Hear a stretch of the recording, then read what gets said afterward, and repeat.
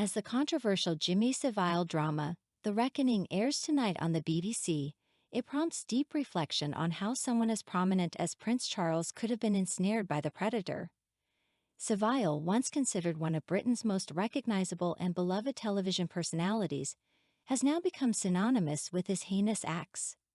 For viewers of this new drama, especially those who remember Savile as a cultural icon, there will be a myriad of emotions to contend with.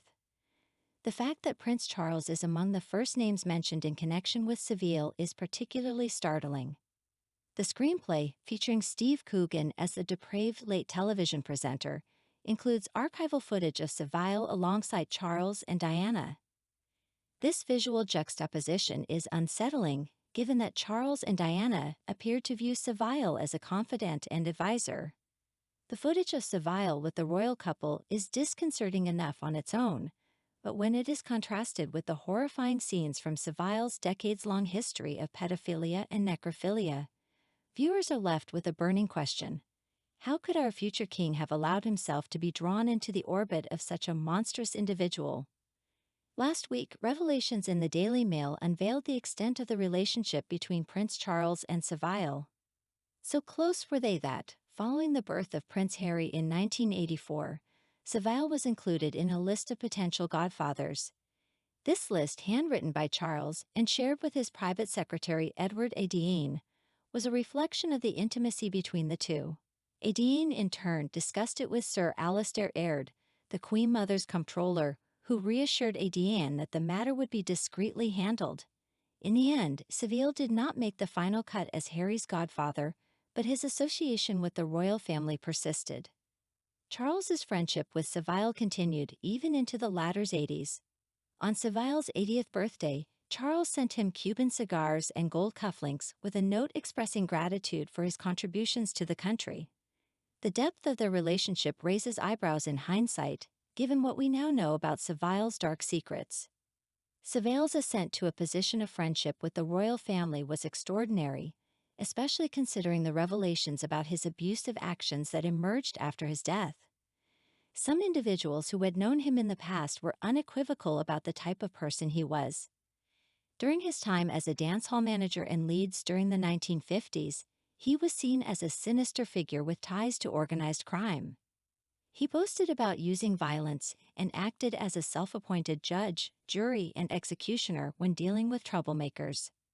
In a 2002 interview with documentary maker Louis Theroux, Savile even hinted at having taken a life, saying, "If he wants to die, he can die.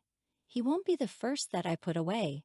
Yet, despite this dark history, Savile managed to become a beloved television personality. As he rose to fame on BBC programs like Top of the Pops, Clunk Click, and Jim Will Fix It, Savile strategically embedded himself into influential circles and leveraged his connections with the highest echelons of society for protection, according to journalist Marion Jones. This protection made it nearly impossible for local law enforcement to act on accusations of sexual abuse from vulnerable young girls. Jones, who headed investigations at Newsnight in 2011, was responsible for exposing Savile's crimes, albeit after the initial attempt to air the story was halted by the program's editor, Peter Rippon. This expose eventually shattered the myth of Savile's innocence. But what remains a perplexing puzzle is what Prince Charles and others in his position gained from their association with Savile. In a 2022 Netflix documentary, Jimmy Savile, a British horror story, correspondence spanning over 2 decades between Charles and Savile reveals that the Prince of Wales hoped to appear more relatable to his future subjects, particularly the younger generation. In a letter from January 1987, Prince Charles wrote to Savile, "Perhaps I am wrong, but you are the bloke who knows what's going on. What I really need is a list of suggestions from you. I so want to get to parts of the country that others don't get to reach." In retrospect, these letters and the extent of their relationship raise troubling questions about the judgment and motivations of those in positions of power and influence. How could Prince Charles, and by extension, the royal family, have been so entangled with someone as reprehensible as Jimmy Savile? These questions may never be fully answered, but they serve as a stark reminder of the complexities and mysteries of human relationships, and the consequences of misplaced trust. The documentary that came to light exposed shocking revelations about the close association between Jimmy Savile and the British royal family. It was revealed that Savile had even prepared an informal media relations handbook for himself, parts of which were integrated into a memo that was seen by Queen Elizabeth II and the Duke of Edinburgh. The documentary also made the claim that it was initially Lord Mountbatten, who happened to be Prince Charles's favorite uncle, who paved the way for Savile to enter the inner circles of the royal family. This raises questions about whether Mountbatten's own alleged involvement in perversion for young boys, as suggested by FBI files from the 1940s, was connected to his association with Savile. Savile's connection with Stoke Mandeville Hospital, where he perpetrated numerous abuses, including the rape of an 8-year-old girl, provided him with opportunities to get closer to Prince Charles. When the National Spinal Injury Center at the hospital, worth £10 million, was inaugurated in 1983 by Prince Charles and Princess Diana, they heaped praise on Savile for his fundraising efforts to build it. Even when Charles and Diana's marriage faced turmoil and eventually broke down, both of them remained closely associated with Savile. Royal press advisor Dickie Arbiter later revealed that Savile had been brought in as a kind of marriage guidance counselor, although the attempt was unsuccessful. Prince Andrew was involved in one episode of Savile's famous show, Jim Will Fix It, where an 8-year-old girl requested a visit to a warship, and Prince Andrew played host on HMS Cottesmore.